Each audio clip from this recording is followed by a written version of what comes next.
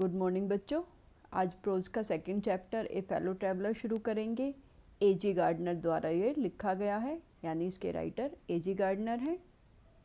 शुरू करते हैं। सबसे पहले ए.जी. गार्डनर के बारे में कुछ इम्पोर्टेंट पॉइंट्स समझ लेते हैं। A G. Gardiner is one of the greatest essayist in the world. दुनिया के महान एसेइस्ट में से एक माने जाते हैं ये। He is famous for his clearness of expression and lively humour. A G. Gardiner सबसे ज़्यादा फेमस हैं अपने लाइवली ह्यूमर के लिए। उनके एसेज की सबसे बड़ी पहचान उनका हास्य है। वो इस तरह से हास्य को अपने एसेज में रखते हैं कि जैसे वो खुद के ऊपर हंस रहे हैं। वो अपने ऊपर हंसते हुए बाकी सबको भी हंसी दिला देते हैं। साथ ही क्लियरनेस ऑफ एक्सप्रेशन, जो भी कहना चाहते हैं वो बिल्कुल स्पष्टता के साथ कहते हैं। His essays are full of wit and wisdom. Wit और विजडम से भरे हुए हैं और इसका बहुत अच्छा एग्जाम्पल है ये ऐसे, जिसे हम अब स्टार्ट करेंगे। I do not know which of us got into the carriage first. मैं नहीं जानता कि हम दोनों में से कैरेज में पहले कौन आया। अपने फेलो ट्रैवलर की बात कर रहे हैं। वो खुद कैरेज में थे, लेकिन उन्हें ये नहीं पता था कि उनका फेलो ट्रैवलर भी वहाँ पर है। Indeed I did not know he was in the carriage at all for some time. वास्तव में कुछ समय के लिए तो मैं जानता ही नहीं था कि वो भी कैरेज में यानी कंपार्टमेंट में हैं। It was the last train from London to Midland town.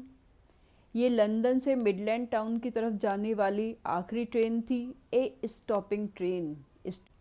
और इस ट्रेन के डिस्क्रिप्शन देते हुए राइटर कहते हैं कि ये एक स्टॉपिंग ट्रेन थी। स्टॉपिंग का मतलब होता है जो बार बार रुकती है।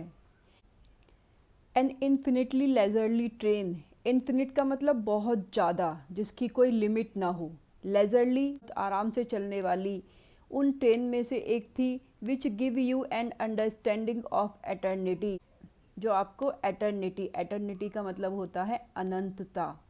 वो चीज़ जो कभी भी समाप्त नहीं होती, जिसका कभी भी अंत नहीं होता, वो एटर्नल होती है। तो ये ट्रेन राइटर को एटर्निटी का एहसास करा रही थी, यानी ये सफ़र इतना लंबा होता जा रहा था जैसे कि कभी भी समाप्त नहीं होगा।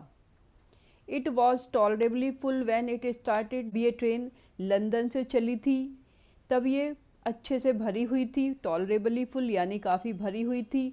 But as we stopped at the suburban stations. लेकिन जैसे ही वो ट्रेन सब अर्बन स्टेशंस पर, यानी सब अर्बन का मतलब होता है छोटे स्टेशन, जो एक शहर के अंदर छोटे छोटे स्टेशन होते हैं, उन सब पर ये रुकती गई। The travellers alighted in ones and twos. Alight का मतलब होता है उतरना। ट्रैवलर्स एक एक दो दो करके, वंस एंड टूज यानी कोई अकेला और कोई दो उतरते गए और वो धीरे धीरे ट्रेन का डिब्बा खाली हो गया। And by the time we had left the outer ring of London behind. और जब उन्होंने लंदन के आउटर रिंग को पीछे छोड़ा, यानी लंदन से बाहर निकले, आई वॉज अलोन और rather I thought I was alone.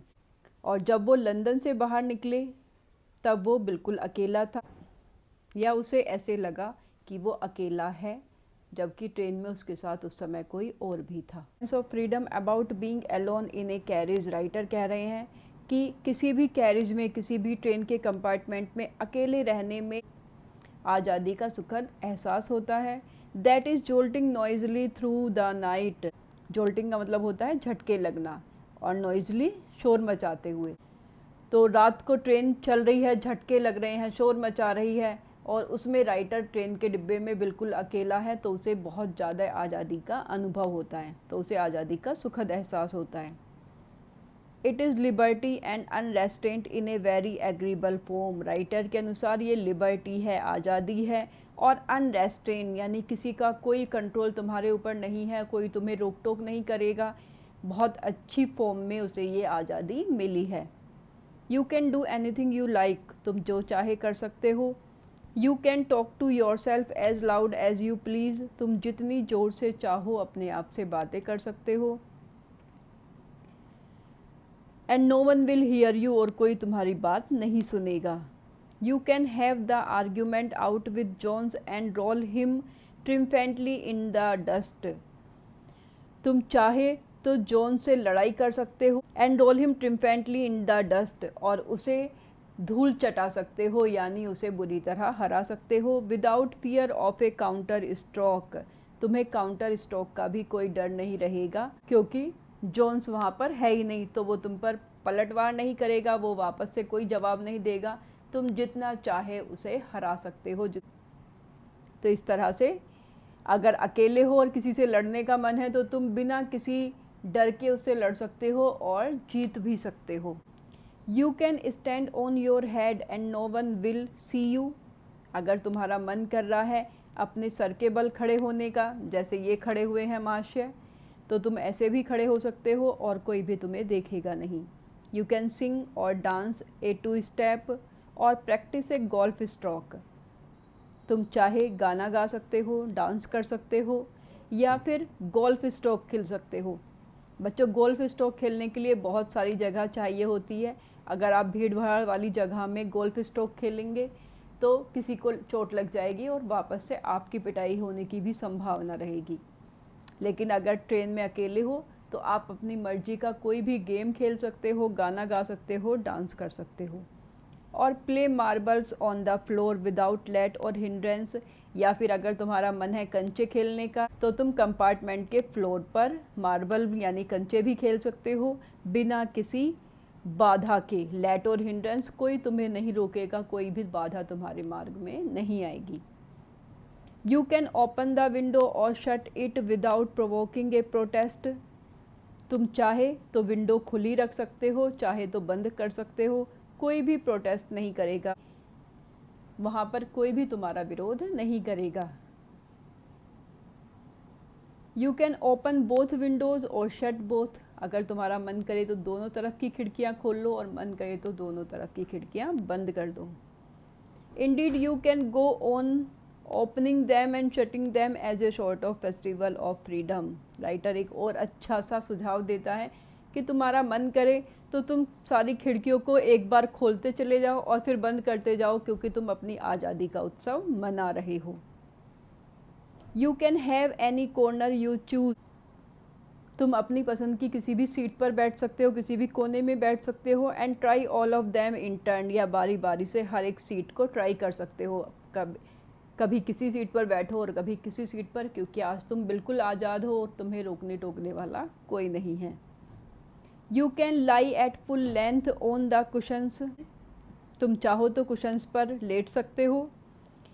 And enjoy the luxury of breaking the regulations, और तुम कोई भी कानून तोड़ सकते हो। Possibly the heart of Dora herself, और डोरा जो कि इंग्लैंड का बहुत ज़्यादा सख्त कानून था उसे भी तोड़ सकते हो।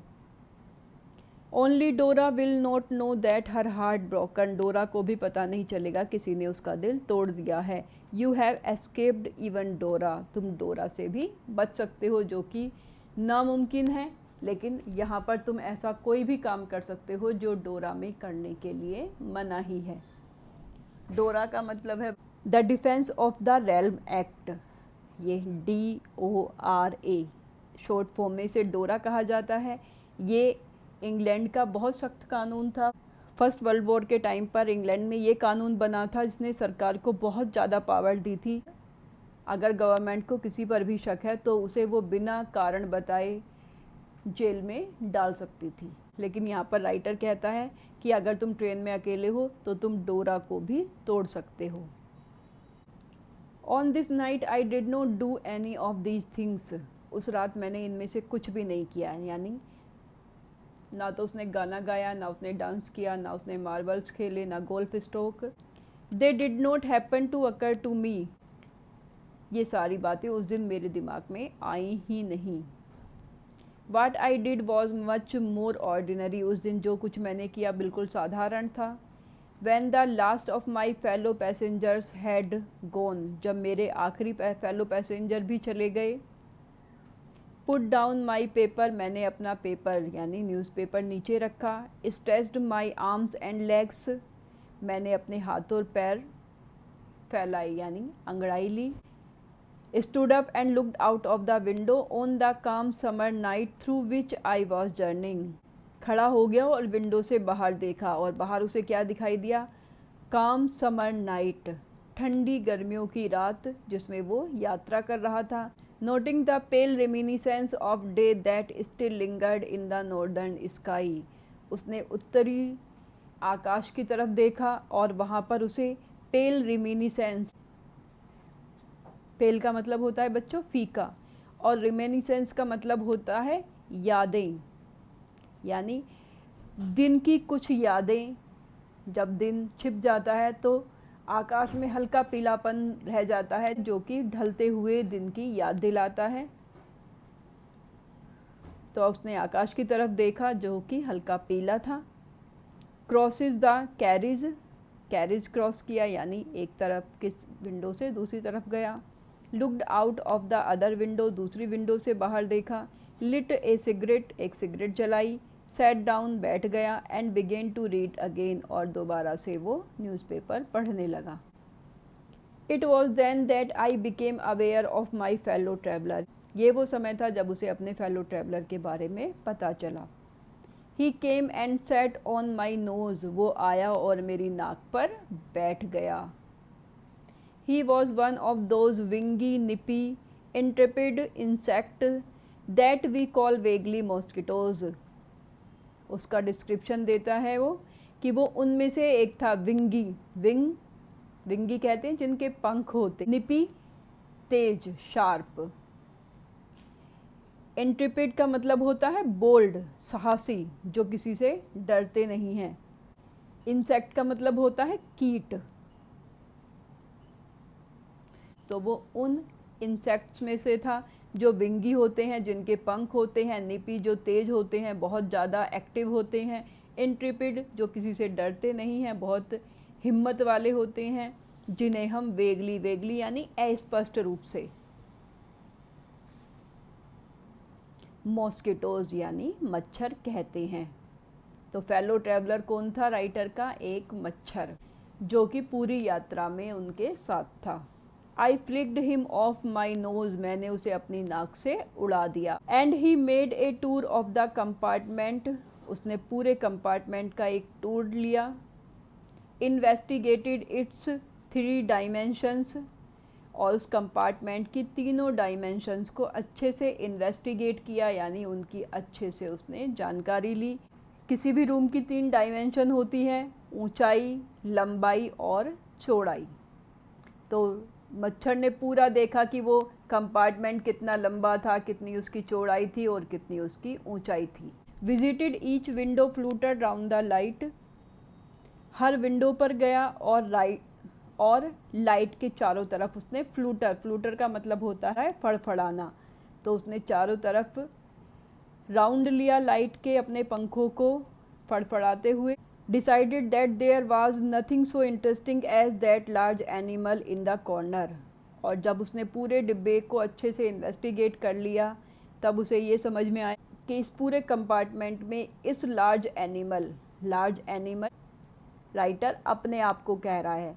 बच्चों, हमने जब राइटर के बारे में पढ़ रहे थे तो उसके लाइवली ह्यूमर के बारे में एक लाइन में आया था. तो यहाँ पर वही लाइवली ह्यूमर की एक झलक हमें मिलती है जब वो अपने आप को लार्ज एनिमल कहता है. तो उसे यहाँ पर राइटर कह रहा है कि उस मच्छर को पूरी ट्रेन में मेरे जैसे एक लार्ज एनिमल से ज़्यादा इंटरेस्टिंग कोई चीज़ नहीं लगी. Came and had a look at my neck, आया और अब की बार उसकी नज़र मेरी गर्दन पर थी, यानी मेरी गर्दन पर बैठ गया. बच्चों, आज यहीं तक, इसके आगे कल पढ़ेंगे.